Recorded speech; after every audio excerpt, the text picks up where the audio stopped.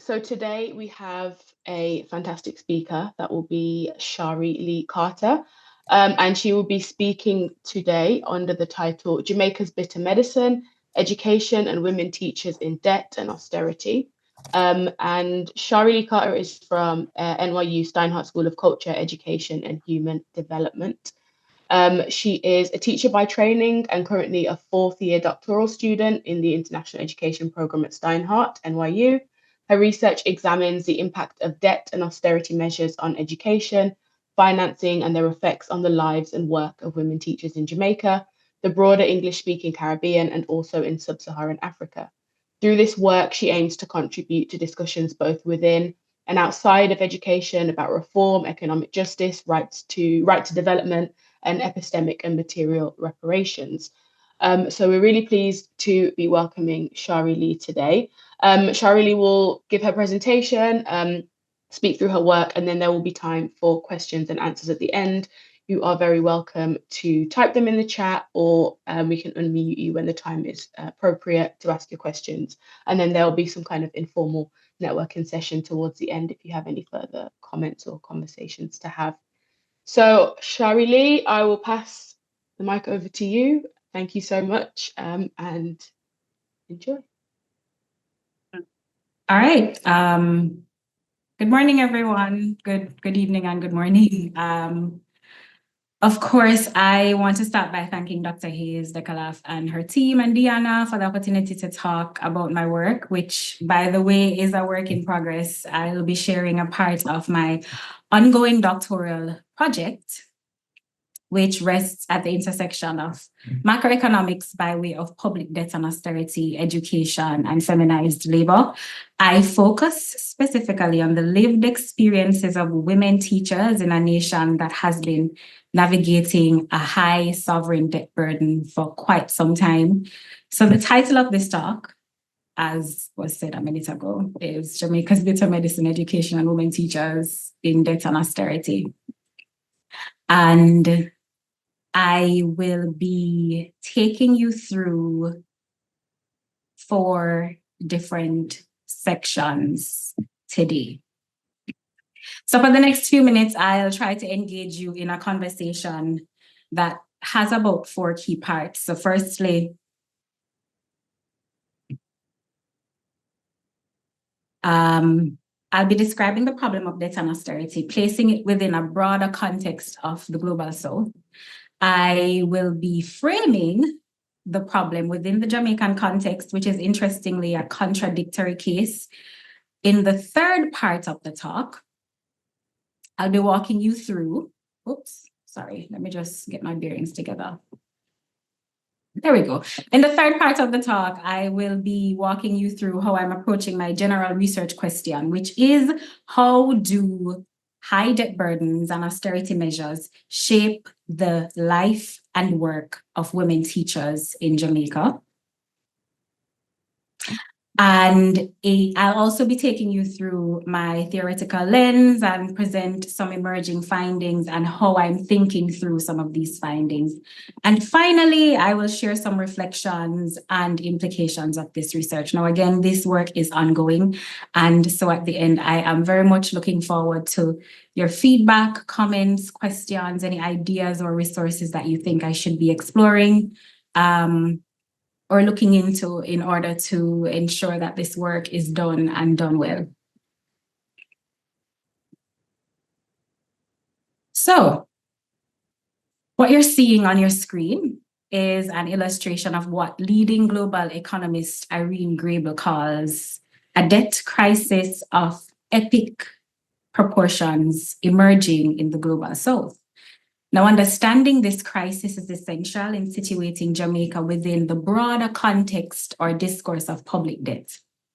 According to this map, Jamaica is also going through a debt crisis, yet it is celebrated as a global debt success story, which I will get into in a little bit. According to the United Nations Trade and Development, sovereign debt or public debt, which is the money that a country owes to another state or financial institution, has quadrupled over the past 2 decades to hit a record of $11.4 trillion. This debt is equivalent to 99% of the money these countries earn in export revenue. So in other words, Global South countries are trapped in a situation where they have a tremendous amount of debt owing to high interest rates, higher borrowing costs, and limited revenue to repay it. The Global South crisis is further fueled by international financial institutions, which require debtors to restructure their economies, or in the words of Grant Wisdom, to virtually dismantle themselves. Now, what this means is that countries, mostly from the Global South, are forced to change their economic and trade laws, making it easier for trade across borders. These countries privatize their public sector services. They deregulate their economies, they rationalize their budgets, and they cut subsidies. Now, all of these are called austerity measures that can also manifest as increased consumption taxes and value-added taxes, reduction of public sector budgets like health and education, and the implementation of user fees that can restrict educational and health access, as well as contraction of public sector employment, such as salary freezes and hiring freezes. And by doing all of these, governments effectively withdraw or they divest from public services, all aimed at keeping up with debt payments. Now, this emerging debt crisis of epic proportions in the Global South, therefore, manifests as more than just an inability to honor one's debt. It is a dishonoring of the government's investment in its people, as debt repayment often takes priority. Now, last year alone, more than 10% of government revenue from the Global South countries went to just debt interest payments, undermining their ability to honor their commitment to invest in people, which includes support for women's labor force participation, social reproductive care labor, and investments in physical and social infrastructures that support growth and gender equality. Now, as the United Nations Conference on Trade and Development warns, the consequences of the prioritization of debt repayment have direct and devastating implications as people, especially vulnerable populations, pay the price. So what does this Global South debt crisis look like in Jamaica? How do we make sense of it? And what does this have to do with education in the lives of women teachers?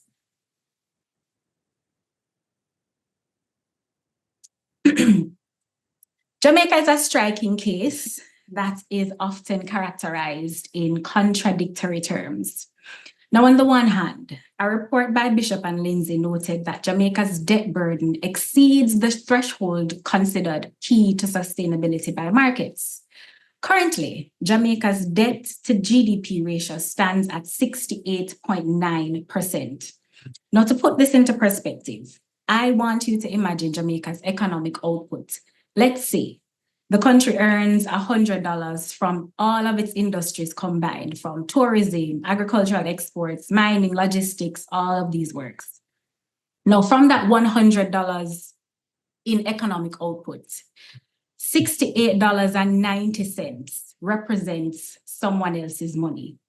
Now, of course, the country doesn't pay off all of this debt at once. It is spread across time, interest, and so forth. But this analogy kind of gives you a sense of how much of the economic output of Jamaica is tied up in debt obligations to others. And this represents the scale or the magnitude of Jamaica's debt burden. And alarming as that may be, this is not a new occurrence. The chart here that you're looking at shows that Jamaica's post-colonial economy has been operating under the burden of a high debt burden for over 4 decades, stretching back to the 1970s. It is almost a permanent feature, a recurring condition that shapes public and private life, work, and even the imagination of every generation in Jamaica. No, so that's on the one hand, right? On the other hand, with this long history of debt, Jamaica has managed to achieve an unprecedented feat. It is currently being celebrated as an IMF success story because under both political parties, the country had managed to cut its debt burden by half in just 10 years, an almost unheard of achievement, according to economist Enchen Green. Now, these economic success stories often overlook the hidden sacrifices made. Economists will say that the success was obtained through Jamaica's fiscal discipline and budget surpluses. But these economic terminologies and abstractions tend to obscure the lived realities, which for the past 13 to 16 years in Jamaica have been shaped by public sector budget cuts, hiring and salary freezes, privatization of state institutions, and rising food and fuel costs because of Jamaica's floating dollar. For Jamaica to have been the only country to have achieved a 50% reduction in debt burden in this dispensation would suggest that measures taken were not only rare, they were very extreme. And it is reasonable to argue that the sacrifices made must have been among the most severe across the global South.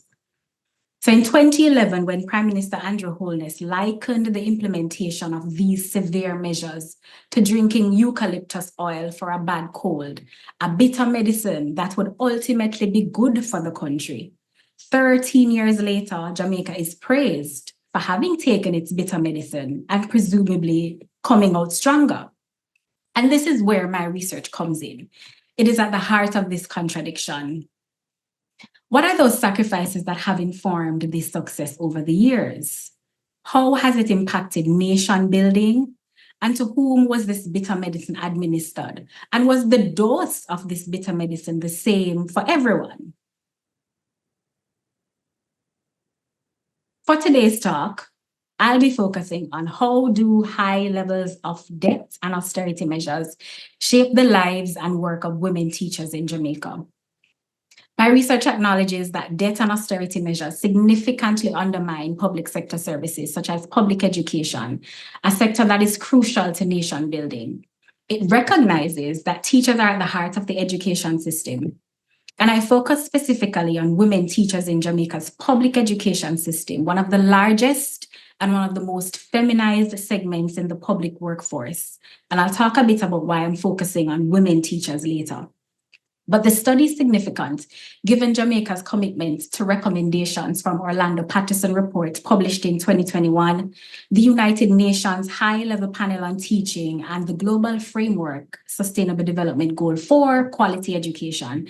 Now, these frameworks acknowledge the necessity for adequate education financing and the importance of teachers' social, financial, mental well-being, and symbolic well-being in ensuring an equitable and quality public education system. Yet, Jamaica's debt burden and the austerity measures of the country, that bitter medicine of economic reform over the past 13 years or so, undermine education financing and the very conditions needed to facilitate the holistic well-being of Jamaican teachers. How teachers understand and go about their roles as both enablers and rights holders of quality public education is dependent on the quality of their life and work, which are shaped by wider macroeconomic realities. These realities are intertwined with the social, political, and cultural domains of women's everyday life. Together, the material realities, institutional structures, and cultural norms co-shape the opportunities and constraints of women. These have direct impacts for Jamaica's nation building and global goals. However, beyond viewing women teachers as just instruments for nation building, this study seeks to center the quality of life and work of women teachers as a matter of empowerment and social justice. So while much has been written about the importance of a public education and teacher work, teacher autonomy, teacher governance, and advocacy, including how all of those are enacted through gender, research that exists at the intersection of macroeconomic policy, education, gender, and teaching in the Anglophone Caribbean is an emerging area of inquiry. And by contributing to this area, my research helps to deepen the understanding of how macro-level policies are experienced within and beyond classrooms that are in flux, and in many ways contending with a kind of precarity informed by persistently high levels of debt and austerity measures.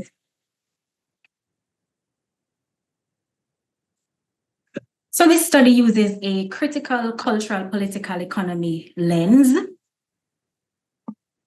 And this approach doesn't just add culture and critical social theories to the political economy. It redefines and it expands on the ways of thinking about what is the political and what is the economy. The political, of course, as we all know, includes state or nation governance, political parties, right? But in this research, political is broadened to include relations of power and authority. And the economy is also broadened to include non-market and social forms of economic activity that reproduce and sustain an education system. This approach frames Jamaican education system as part of a larger ecosystem of interactions. So some of the things that are a part of this ecosystem of interactions are listed on your screen.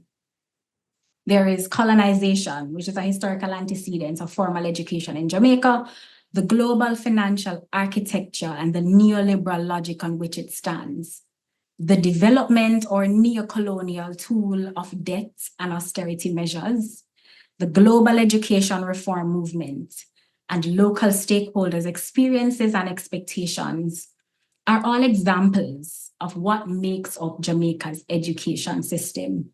And all of these things interact. And in the words of Susan Robertson, they work on, they work in, and they work through the education landscape. And in this case, the Jamaican education landscape, their interactions shape education policy, teacher governance, practices, expectations, and outcomes. Now, to deepen this framework, I have chosen to incorporate a feminist political economy perspective. Now, there are a couple of things that this lens reveals. It reveals that economic and education policies and practices are not gender neutral. No, by that I mean that policies often affect men and women differently, even if they appear equal or neutral on the surface, because of the socially constructed roles of men and women in society. Education and economic policies may exploit.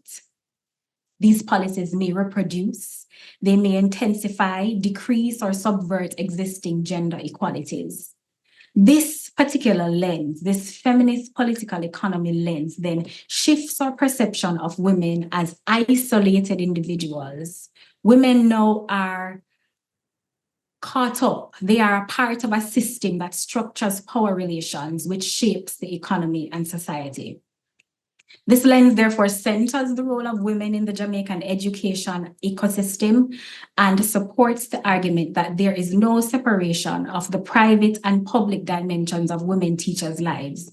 The private lives of women teachers, basically, their personal financial state, how they access public services like health and education, transportation, as well as their socially constructed role as the caregivers or caretakers in local communities and households become just as important as their professional and public lives in schools, as innovators, as rights holders, enablers, and reproducers in the Jamaican society. We see how gender is part and parcel of this education ecosystem. And when I use this lens to look at the issue of debt and austerity within Jamaica's education system, the lives and work of women teachers are made visible in very, very interesting ways. And let's look at how it makes visible some of these things. Now, one of the interesting ways that these lenses kind of reveal to us is that research has shown that when a government withdraws from the public sector service, when a government implements austerity measures, women tend to feel the effects more because women make up a greater proportion of the public sector compared to men, and they benefit more from the services offered. Additionally, because women are socially constructed as caretakers and caregivers, meaning, and this is a quote from a study done by CAPRI, which is a Jamaican policy think tank, women are expected to, and in fact do participate more and spend more time in unpaid care and domestic work than men, irrespective of their consumption quintile, their age group, and the region in Jamaica that they're from. Because of this, women automatically become the shock absorbers of debt. And I'll give you a minute to just review what some of this chart is saying.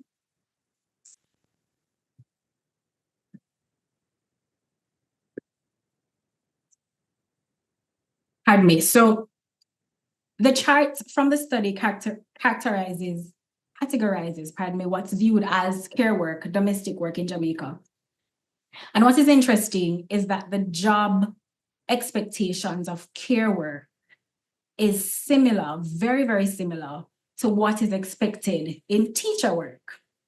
So teachers, those with families and children, are doing this particular care work at home, and then they're expected to enact the role of teaching and do this work in their profession. Research suggests that under austerity measures, these kinds of labor increase and are used to support inadequate or non-existent public social services. For example, women are typically tasked with taking care of those who are sick and the elderly when public hospitals are not accessible or effective because of funding issues, or when public pension schemes become inadequate. Women's labor often expands to offer emotional, financial, and domestic caregiving support. Women in Jamaica, therefore, embody social provisioning. And in times of precarity, according to Bachala and Gulen, they compensate for the failure of public delivery. All of their registers, from mental, emotional, and physical, endure the debt burden of the nation. Now, another interesting fact that I need to go back and show is that the cultural, political, economic lens and feminist lens make visible is that Jamaica is considered a matrifocal society. So this is a fact that these lenses kind of uncover while doing this research. These women are not just caregivers, they are the decision makers and breadwinners. Their position as both head of household and caretakers doubles their responsibility for the survival of the home. They extend themselves to provide unpaid emotional and domestic care work. And when public sector services are diminished, their labor is increased. And this translates into the third point. Women are caretakers. Some women are both caretakers and heads of households. Women are also teachers. And in Jamaica, about 80% of the teaching profession are women. Furthermore, the work on teaching rests heavily on care work, as we were able to glean from the previous charts. Now, consider all of these points and how they collectively complicate our understanding of the day-to-day realities and gendered labor of women in education. They work to support themselves. Women work to support the education system. Women teachers work to support communities, households, all while navigating a nation's history of high debt burdens. So while the Prime Minister of Jamaica in 2011 spoke about this bitter medicine, the evidence suggests that women teachers are among those who are drinking the most bitter dose of this medicine. And it is essential to make visible exactly how they have been impacted over the years. In the next section, I'll briefly talk about how I've designed this study and walk you through some emerging findings that I find interesting. So, presenting Jamaica as a vertical case study and linking understandings of the micro level day-to-day interpretations to those of the macro level interpretation. The idea, as you may be able to tell, is to situate local action and interpretation within a broader cultural, historical, and political investigation. And all of this is from Davis and Bartlett in their article called Comparatively Knowing. It rests on the premise that local understandings and social interactions should not be considered demographically or geographically bounded. Instead, in a vertical case study, understandings of the micro level is viewed as parts and parcel of larger structures, forces, and policies. So I'm currently using parliamentary debates, government policy documents, reports from local and international organizations, research articles, media articles, and interviews, pilot interviews that I've conducted recently to collect data. And in analyzing these kinds of data, I'll be using critical discourse analysis today. So let's take a very quick look at the numbers for a bit. Now, Jamaica's debt to GDP ratio, as was mentioned previously, currently stands at 68.9%, and the government spends 30% of its GDP on repaying this debt. Now, in contrast, only 5.3% go to education. This works out to roughly 19%. I believe the recent one was 22% of total government spending. We can immediately see an imbalance in spending. And there's a saying that says, show me a budget and I'll show you a moral document. Education receives less than half of the funds allocated to debt repayment, which is quite indicative of what the government of Jamaica prioritizes. Now, on the ground, this 5.3% manifests in concrete ways. Nearly 80% of the budget is allocated to teacher salaries. In 2022, the government allocated 1,900 Jamaican dollars per child, roughly $12 per month for high school. And for primary school children, they allocated $250 Jamaican dollars per month, which works out to roughly $1.55 USD. Now, this 5.3% for education financing is grossly insufficient, placing more responsibility on Jamaican households. Families ultimately bear a significant share of the burden. UNESCO data from 2024 shows that the annual household cost of schooling one child for the academic year rose to 20% of GDP per capita. And Verger in his book referred to this as a form of privatization, where the responsibility of education is pushed further out of the hands of the state and into the home. And while Hobbs and Thalinger in their article praised the Jamaica for staying above the regional average in education financing, scholars like David Archer, in addition to organizations like Education International, Action Aid, Debt Justice, Afrodad, and Latindad, would be quick to point out that as a small island, Jamaica's small economy of scale does not necessarily render this 5.3% as adequate. The small size of Jamaica's economy means that 5.3% is a very small portion of a very small pie. Furthermore, when you factor in the residual effects of colonization and decades of underfunding, education, the level of investment that 5.3% of GDP offers is not enough to deliver the returns of a quality education system in accordance with the Orlando Patterson Report and the Sustainable Development Goals. The 61st president of the Jamaica Teachers Union recently quipped that Jamaica is the only country he knows that expects returns on investment in education without investing in education. Now, in taking a general look at this number, one scholar, Robin Lee, would argue that these numbers are matters of impersonal arithmetic. They use equations to calculate and justify things that would otherwise seem outrageous or obscene, and they violently remove people from how they are directly embedded in economic relations and how they embody them in their work and their lives.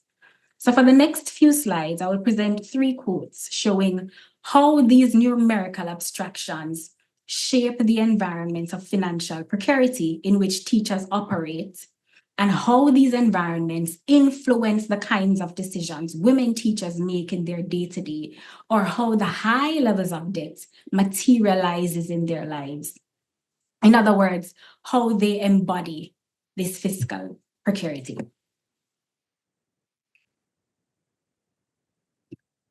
I'll give you some time to read this quote.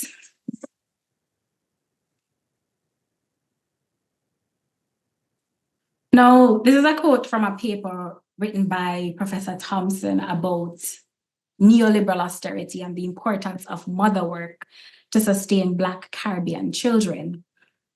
And this quote was taken from a part of the conversation that was about school finances and whether the Ministry of Education was aware of the limitations of such. Now, while the article discussed this quote in direct alignment with the arguments of my research, that is, teacher work is directly tied to mother work, which is a form of critical praxis that opposes the constraints of modern-day capitalism. That is a direct quote from her paper. Using critical discourse analysis and the lens of critical cultural political economy, as well as feminist political economy, there are just a few insights, or maybe just one, that you may be able to glean from this particular quote. First, the pronouns used, we, us, and they, communicate how Principal Carter Morgan positions herself, her staff, and the Ministry of Education within the context of financial precarity. The we fall short is representative of her and her staff, and it emphasizes a collective sense of personal responsibility. As the principal, she is part of the collective that takes responsibility for the school's budget and financing, even when the government funds are insufficient. This positioning of personal responsibility masks systemic funding issues and shifts the focus, and it becomes very easy to frame unmet education goals as the personal failures of the principal and her teachers. This is very much aligned with the neoliberal logic of education, where the discourse of personal responsibility, regardless of capacity, substitutes for the responsibility of the state. Secondly, the section where she says, it's what they have to give us. We really can't do any better, which seems to justify the structural precarity. The language she used communicates a form of naturalization, meaning something that is considered foreign or unusual, it becomes normal or accepted as a regular part of everyday life. We really can't do any better might suggest that they would have tried other options to circumvent the inadequacy, but that failed. And now Principal Carter Morgan is resigned to accept the structural inadequacy. Further, in the article, in this particular article written by Professor Thompson, we learned that the principal and her teachers have truly personalized the underfunding, as they would dig into their own pockets to fix leaking roofs, buy paint, raise funds to support pedagogical and infrastructural needs. And in 2021, we learned from the Jamaica Teachers Association that this is really not an unusual occurrence. Again, we see how the space of debt and austerity shapes the context that influence teacher actions. In this quote, we see the normalization, not only of financial inadequacy, which I will get to in a bit, but also a normalization of a particular kind of practice, a practice that can easily determine who becomes labeled as a great teacher, who is the teacher who goes above and beyond for her students. The repeated dipping into pockets by women teachers could easily distort the boundaries in this aspect of who a good teacher becomes. If this act sustains an ecosystem, in this case a school, then it could easily become the implied expectation that a good teacher is one who continually dips into her pockets to fund students. And this has far-reaching implications for how a teacher negotiates her professional environment under debt and austerity, especially if the context in which she's working is significantly under-resourced, or her students, who themselves are negotiating a context of precarity, have been made considerably vulnerable and are at the mercy of a weak welfare state. A teacher, for example, may be perceived negatively if she refuses to dip into her own coffers to support the learning of her students. And given the protracted nature of high debt and austerity measures in Jamaica, this one act of refusal or continued acts of refusal may be costly. It may cost her social relations and opportunities to progress in her career and educational space. Now, this is not to say that this act is not done out of emotion or as a labor of love. And feminist political economy scholars like Federici call this affective labor. and it is problematized as a subjectivized work relation, the interiorization of responsibility for the educational objective, the teacher's personal thoughts or personal values, acts of kindness, the need to sacrifice becomes a valid and very valuable institutional asset, filling in the funding gap shaped by debt burdens. According to Federici, this affective labor is one kind of labor that is performed out of command. So, for example, my student who is sitting in front of me, who is also navigating a precarious time in his personal life, has a material learning need. The usual command is to dip into my pocket to supply that need. The act can also be, this particular act of dipping into my pocket is very easily surveilled, easily measured and quantified because of its value producing act, just like the physical act of standing in front of a classroom and teaching, performing pedagogical acts, which is one of the things that makes the job of teaching particularly complicated because of this melting of the affective labor and the physical pedagogical teaching act. Federici further noted that this work generates a more intense sense of responsibility and occasional pride in workers, which undermines any potential rebellion against the sense of suffered injustice that is a lack of funding shaped by high debt burden. So it's very easy to get, I wouldn't say get rid of this particular activity, but it's very easy to cement this kind of activity within teaching practice and within the profession because it is a sense of pride for teachers to be personally funding the learning of their students. And so it's very easy to get collective advocacy against this and to ensure that teachers are not required or feel morally obligated to do this as a professional. Now, the other naturalization that we see masking this structural problem of underfunding is women teachers extending themselves and their pockets to cover and support learning. And the use of extending is intentional for two reasons. First, the fact that numerous research articles as well as media articles have lamented the paltry salary of teachers. For women teachers to be dipping into their pockets mean putting a further strain on the already strained pockets of teachers. Secondly, in doing this, the public work life of teacher extends into the private day-to-day of their households. What they spend on work would have implications for the kinds of decisions that are made in the home. How to put food on the table, how to pay the bills. JPS is one big known bill in Jamaica, which was a state institution that was privatized to some degree. How to fund and support the education of a child or children. All of these things are impacted when a teacher decides to fund the learning of the students sitting in front of her.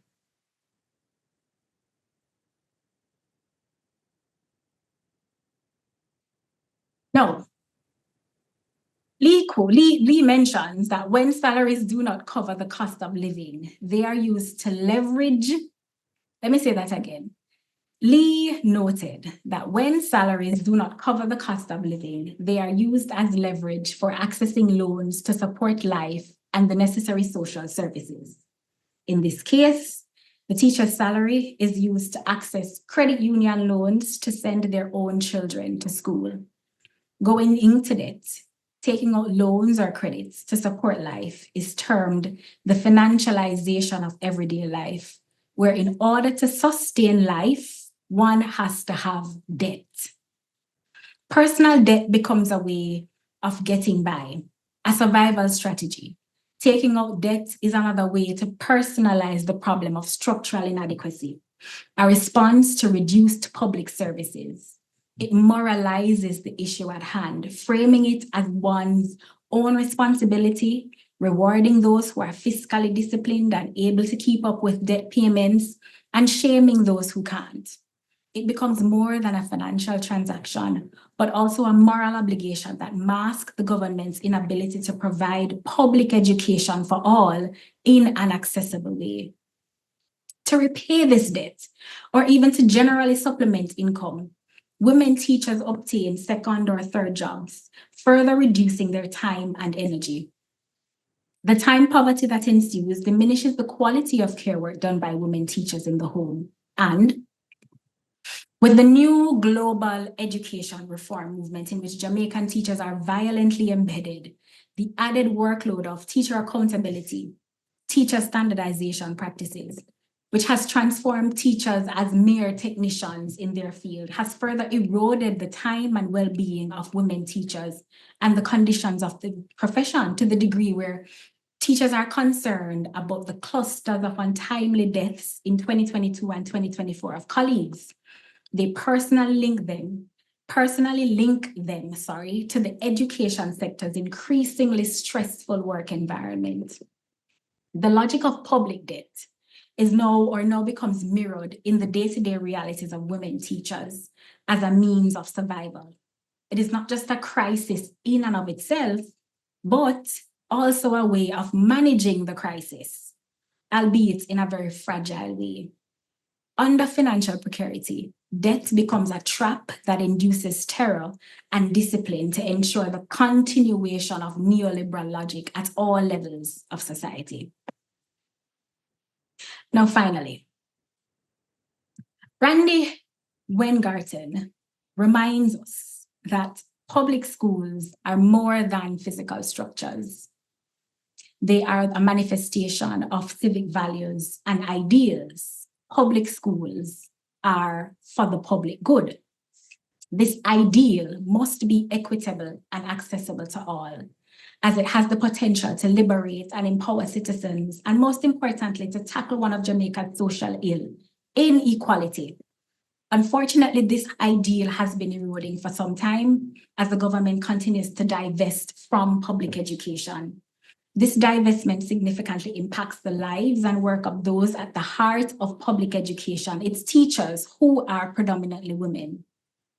These women, who are not only educators, they are transformative intellectuals, they are caregivers, they are community builders, they are breadwinners who give of themselves to ensure the survival of classrooms, schools, and the education sector and homes. Debt and austerity measures have impacted how they go about these roles.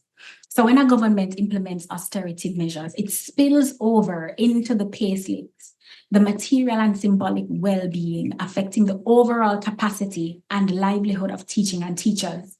Often the spillage is rendered invisible to the public, but my research seeks to uncover and center those experiences. It shows that macroeconomic policies like public debt and austerity are not just mathematical abstractions disengaged from reality. They are deeply connected to everyday life and are very visible in the lives of work and the lives and work of women teachers, pardon me. Now, acknowledging these experiences and connections is an important step in building that quality public education system envisioned by the Patterson Report and the UN High-Level Panel on Teaching and Sustainable Development Goal 4. Thank you for listening. That is all I have for you today, and these are my references. I am very much looking forward to the discussion. Thank you. Thank you so much, Shari-Lee. That was fantastic. That was a really, really interesting paper, especially, the way you've been linking the kind of macroeconomics and actually thinking about the lived realities of these women teachers and the teaching profession a little bit more broadly in Jamaica. I also really loved your analogy of the bit of medicine. That was a really clever and a really good way of articulating it. Thank you for that. Before we get into questions, I did forget to mention actually that there are upcoming sessions, so I'll do that and give Shari-Lee a chance to decompress slightly. And in that time, you can think of any questions that you might have for her. So the next session will be the 25th of November, and that will be with Jan Bant, and it's on the youth ambassadors of our country, Little League Baseball and post-colonial nation building on Curacao. And then we will have on the 9th of December, Dr. Katie Peters, Labouring Neighbours, Afro-Asian Ecologies in the Colonial Caribbean. So 2 fantastic sessions upcoming. So if you enjoyed today and would like to hear more from these sessions, please feel free to come back to us. Also, if you are someone here that also does research on the Caribbean and would like to present at one of these sessions, please email Dr. Eve Hayes DeCalaf, and I'm sure she'll put her email in the chat shortly. Or if you would like to recommend somebody that you think would be good for a talk like this, that would be wonderful. So, do we have any questions for Shari-Lee? Please feel free to type them in the chat box, or I can unmute you, and you're welcome to ask them audibly.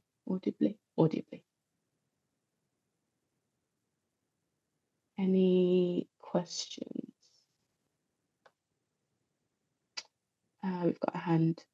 Anthony, yeah, you can unmute yourself if you would prefer. Lovely. Thank you, Deanna. Thank you, Shari-Lee. This was such a wonderful presentation. My question, the analogy is, I mean, superb, and it makes me think of anecdotes or antidotes, right, to bitter medicine. But unfortunately, it seems like the patient has already been, it's already delivered and there's not much to do. I'm interested to know in your work, obviously you're going to be continuing to do interviews with teachers and educators and administrators.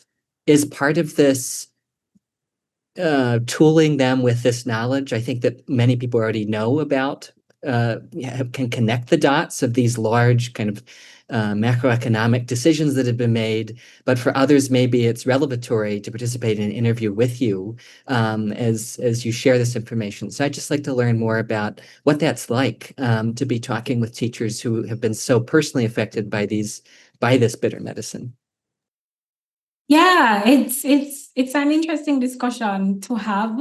I find that in the pilot interviews that I've done so far, I find that we tend to go off on a tangent on some of the personal issues that teachers are really going through. And in connecting the dots, some of them recognize that it is from this big global financial architecture that is really shaping and affecting their lives.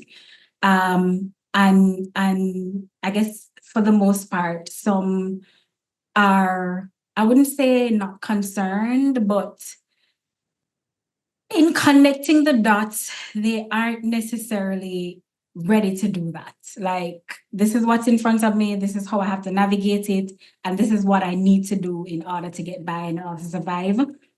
And that is where their focus is, right? So yeah, it really is an interesting uncovering of what teachers are going through. And it's interesting to know the level at which how they position themselves in this grand context of financial precarity that they are all going through. So yeah, thanks for that discussion, and I'm very much looking forward to working through the data collection tool with you, Anthony, as a member of my class. Thanks for coming.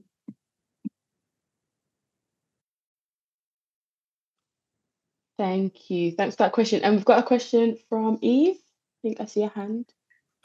Hey, Shari-Lee, thank you. I absolutely love that presentation. It's fantastic. I was interested in kind of learning a bit more about your methodology. So how much did social protection measures come into what you're looking at? You're talking about kind of this, I don't know, I've struggled with this in my own work, but that disconnect between kind of the global architectures, right, that are governing certain measures and the way that is then being handled locally. So I just wondered, like, specifically, what measures were you looking at? Were you looking at solely measures that were impacting education, or were you also kind of cross-cutting as well and looking at things like financial measures, austerity measures? And just wondered how you meet that challenge, because as you said, specifically, people do look at these things kind of in silo, in isolation, and they do find it quite difficult to join up the dots. And that's something that your research is doing that's really, really valuable, I think, to sit this within a more globalized context. Yeah, thanks for that question, Dr. Hayes-DeCalaf. I think in doing this work, it, as you said, tries not to look at anything in isolation, but It looks at how education has been funded over the years. So what we realize is that education has more or less been given the same funds for the majority of Jamaica's post-colonial independence. But when you factor inflation into that, it really is that education has been funded less and less over the years. And in addition to that, I think the lens that I'm using kind of pulls other public services within the space of women teachers. So how is it that they're accessing health?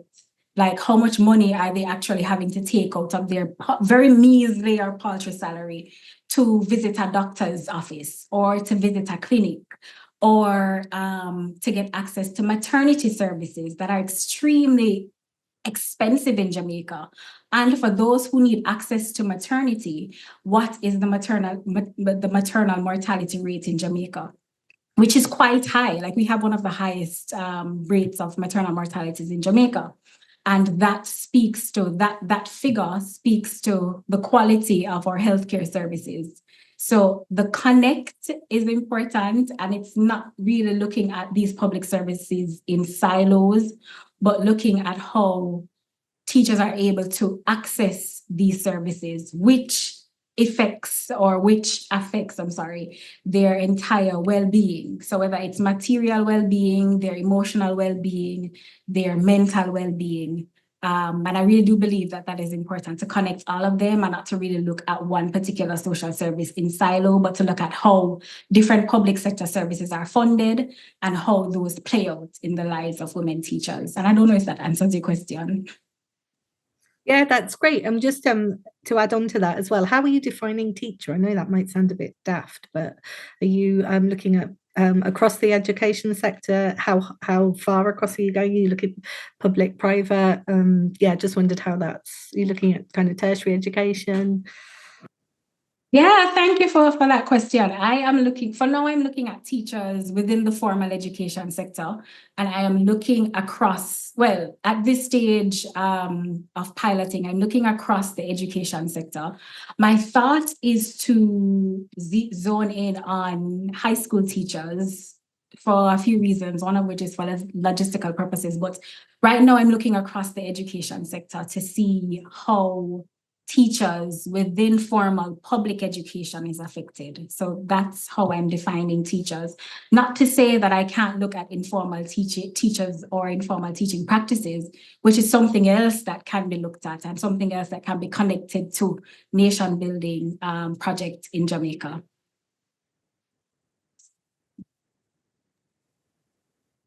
Brilliant. Thank you for your question. Oh, we've got another question here from Jean Brissett. Would you like to unmute and then ask your question? Thank you. Well, thank you for a very illuminating paper. I'm wondering, is there a difference in the proportion of women teachers in girls' and boys' schools? And has there been a change over time? I'm thinking of my school days in Jamaica in the 1950s in secondary schools. Has there been a change? Thank you for that question. I'm not sure. I mean, that's not a statistic that I came across, but I guess, and I didn't go to an all boys or all girls school, so I wouldn't know. I guess I can only infer if it's relatively the same, and probably use the general statistic that I have to say that it is more women who are within the all-girls schools, and the all-boys schools perhaps go for more men teachers or male teachers. But I can't speak in absolutes regarding that statistic at all. I'm thinking back to the 1950s and early 1960s, and I went to an all-girls boarding school, and there was an all-boys boarding school in the same town. And I didn't obviously look into it, but our teachers were all female except for one man at one point, and that was a very unusual occurrence. And but I got the impression that at the boys' boarding school there were more male teachers. and also at the boys' schools, the secondary schools in Kingston, for example, also. So it might be interesting just to look at the proportion between boys' schools and girls' schools, and also the change over time, possibly taking something like the 1950s to look at. Absolutely. Thank you for that, Jean. I'll definitely look into it. You're welcome.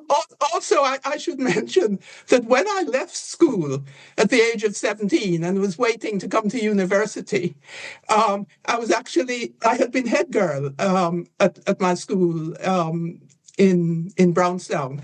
And I got a phone call from the headmistress asking if I would come back and teach for 3 weeks because one of the teachers had got ill. So wow. I had that experience, very short-lived experience as well as a teacher. Yeah, that's interesting. I think what I do know, though, is that within that time period, Jamaica was within the colonial period. Jamaica was still under colonial rule. Yeah, it was just before, yes. Because I left school in 1962 and we got independence later, a few months later in 1962. Right. And so how funding issues happened at that time was that it was a lot cheaper to pay women teachers to do the job instead of getting male teachers who were considered more expensive. Yes. So at the time, there was a flood of women teachers getting into education. And at the same time, even though they weren't paid as well as male teachers at the time, it was still an opportunity of empowerment for them. So that's how I would imagine that at the time, there were a lot of women teachers, particularly women Jamaican teachers at that time. So thank you for that, Jean. I really appreciate it. Well, thank you. And big up your school to Jean. Which school is that? Is that Hidel? It was St. Hilda's. Hilda's, there we go. St. Hilda's, yes. Yes, I was head girl and tennis captain, so I have good memories. Yeah, man. Big up St. Hilda's. Thank you. You're welcome. Fantastic. Thank you, Professor Besson, for the question. There's always so much pride in Jamaican schools. I love it.